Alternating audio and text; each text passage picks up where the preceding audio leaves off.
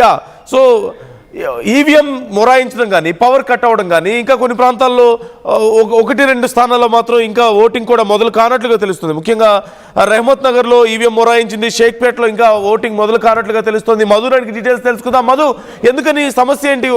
ఒక చోట మనకి ఇంకా ఓటింగ్ మొదలు కాలేదు, మరొక చోట ఈవీఎం మొరాయించినట్లుగా తెలుస్తుంది. అధికారులు ఏం చేయబోతున్నారు ఈ విషయంలో?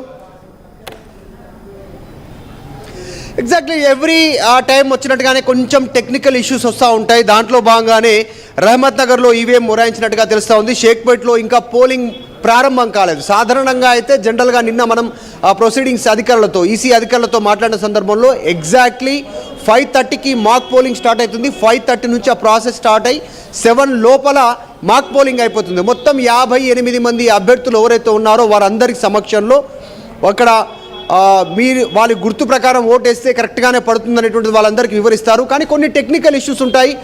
ఈవీఎంలు మొరాయించడం, హ్యాంగ్ కావడం, ప్రారంభం కాకపోవడము, తర్వాత కొన్ని ఇట్లాంటి టెక్నికల్ ఇష్యూస్ ద్వారా కాస్త డిలే అయ్యేటువంటి సిచ్యువేషన్ కూడా ఉంటుంది. సో దాంట్లో భాగంగా రహమత్ నగర్, షేక్పేట్, శ్రీనగర్ కాలనీలో నాగార్జున పోలింగ్ బూత్లో పవర్ కట్ అయింది. ఇది నిజంగా ఇది చాలా దురదృష్టం. ఎందుకంటే పవర్ కట్ కావడం అనేటువంటిది జనరల్గా ఎలక్షన్ టైంలో అక్కడ ఈవీఎంలంతా కూడా పవర్ తోటే రన్ అవుతాయి, ఏర్పాట్లు ఉంటాయి, ముందుగానే యాక్సెప్ట్ చేయాల్సినటువంటి అవసరం ఉంది అధికారులు. కానీ పవర్ కట్ వల్ల కొన్ని ప్రాబ్లమ్స్, ఈవీఎంలు మొరాయించడం వల్ల, కొన్ని టెక్నికల్ ఇష్యూస్ వల్ల ఇట్లాంటి ప్రాబ్లమ్స్ ఫేస్ చేస్తూ ఉంటాం. వెంటనే అధికారులు అక్కడికి వెళ్తారు, వెంటనే సాల్వ్ చేసే ప్రయత్నం చేశారు. ఎందుకంటే మొత్తం సంబంధించినటువంటి సీసీటీవీ కెమెరాల ద్వారా మానిటరింగ్ ఉంది. మొత్తం ఆల్ పోలింగ్ స్టేషన్స్ అన్నీ ఈసారి సీసీటీవీ కెమెరాలతో అనుసంధానమైనాయి. ఎక్కడ ఏ చిన్న సమస్య వచ్చినా వెంటనే సమాచారం వెళ్ళిపోతుంది.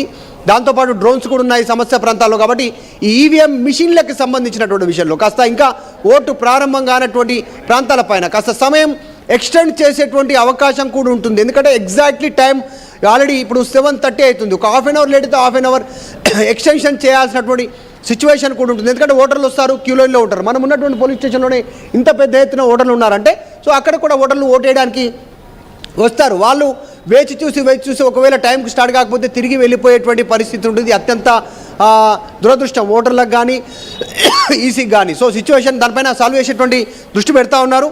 ప్రస్తుతం మొత్తం జూబ్లీహిల్స్ ఉప ఎన్నికకి సంబంధించి పెద్ద ఎత్తున ఈసారి ఓటర్లు బయటకు వస్తున్నట్టుగా కనిపిస్తూ ఉంది. ట్రెండ్ డిఫరెంట్గా ఉంది. ఈసారి మా ఓటు హక్కు వినియోగించుకోవాలనేటువంటి ట్రెండ్ ఇప్పుడైతే ఈ టైంలో కనిపిస్తుంది. ఇదే ట్రెండ్ కనుక అప్ టు ఈవినింగ్ సేమ్ సాయంత్రం 6 గంటల వరకు ఇదే ట్రెండ్ కనిపిస్తే, లాస్ట్ టైం 50% పోలింగ్ కాలేదు, ఈసారి 50% దాటేటువంటి సిచ్యువేషన్ ఉంది. కానీ మార్నింగ్ చాలా యాక్టివ్గా ఉండి మధ్యాహ్నం తర్వాత సైలెంట్ అయిపోతే మాత్రం ఓటింగ్ పర్సెంట్ పెరిగేటువంటి అవకాశం లేదు. ఓట్ పర్సెంటేజ్ పెరగడానికి చాలామంది మెసేజ్ చేయాల్సినటువంటి అవసరం ఉంది. ఎలక్షన్ అధికారులు, రాజకీయ నాయకులు, సెలబ్రిటీస్ కూడా అవేర్నెస్ తీసుకురావాల్సినటువంటి అవసరం ఉంది. చూస్తూ ఉన్నాం చాలా చక్కగా అందరూ ఇంట్రెస్టెడ్గా వీళ్ళంతా ఓటు వేయడానికి వస్తూ ఉన్నటువంటి పరిస్థితి.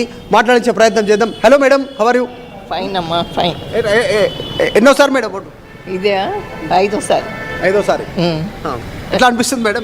ఎట్లా డెవలప్మెంట్ బాగుంది? డెవలప్మెంట్ బాగుంది.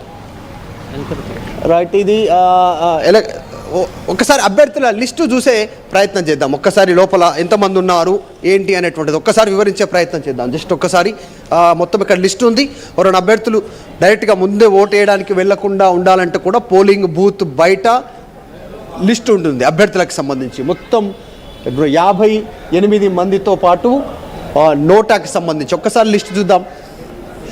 దీపక్ రెడ్డి లంకల బీజేపీకి సంబంధించి, నవీన్ యాదవ్ కాంగ్రెస్ పార్టీ అభ్యర్థి, తర్వాత మాగంటి సునీత బీఆర్ఎస్ నుంచి, తర్వాత అబ్దుల్ సద్దర్, అభిలాష్, వీళ్ళంతా ఇండిపెండెంట్లు. తర్వాత కొంతమంది పార్టీలు డిఫరెంట్ పార్టీల నుంచి ఉన్నారు. విద్యార్థుల రాజకీయ పార్టీ కూడా ఉంది. సో ఈ రకంగా రకరకాల పార్టీల నుంచి, గుర్తుల నుంచి అందరూ చాలామంది పోటీలో ఉన్నటువంటి సిచ్యువేషన్. దేశపతి శ్రీనివాస్, చుండి శోభన్ బాబు, యాదీశ్వర్ నక్కా, వనం సుధాకర్, విజయ్ సాగర్ బండి, సో ఇట్లా అందరి పేర్లు ఉన్నాయి మనం చూస్తూ ఉన్నాం. సో 58 పేర్లతో పాటు ఒక్కొక్కరికి ఒక్కొక్క గుర్తు వచ్చింది.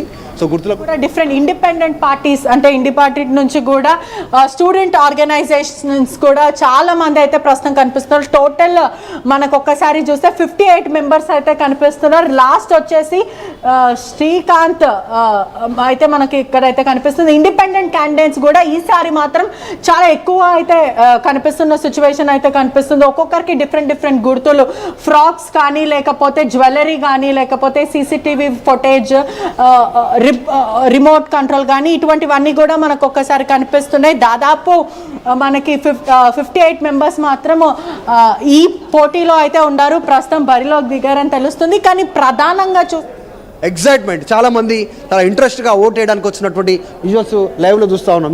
ఇంకా టైం పెరుగుతాం, హాఫ్ అన్ అవర్ కాయక ముందు కూడా వీళ్ళంతా కూడా ఓట్ వేయడానికి లైవ్లో ఉన్నటువంటి విజువల్స్ చూస్తూ ఉన్నాం. చాలా యాక్టివ్గా వీళ్ళని చూసి మిగతా వాళ్ళు కూడా రావాల్సినటువంటి అవసరం ఉంది, సాయంత్రం వరకు టైం ఉంది అనకుండా రావాల్సినటువంటి సిచ్యువేషన్ ఉంది. మాట్లాడించే ప్రయత్నం చేద్దాం. హలో సార్, పేరు వంశీకృష్ణ. ఏం చెప్తారు ఈరోజు బై ఎలక్షన్ సంబంధించి? ఓట్స్ వేస్తేనే మంచిది, డెవలప్మెంట్ అనేది కనిపిస్తుంది కాబట్టి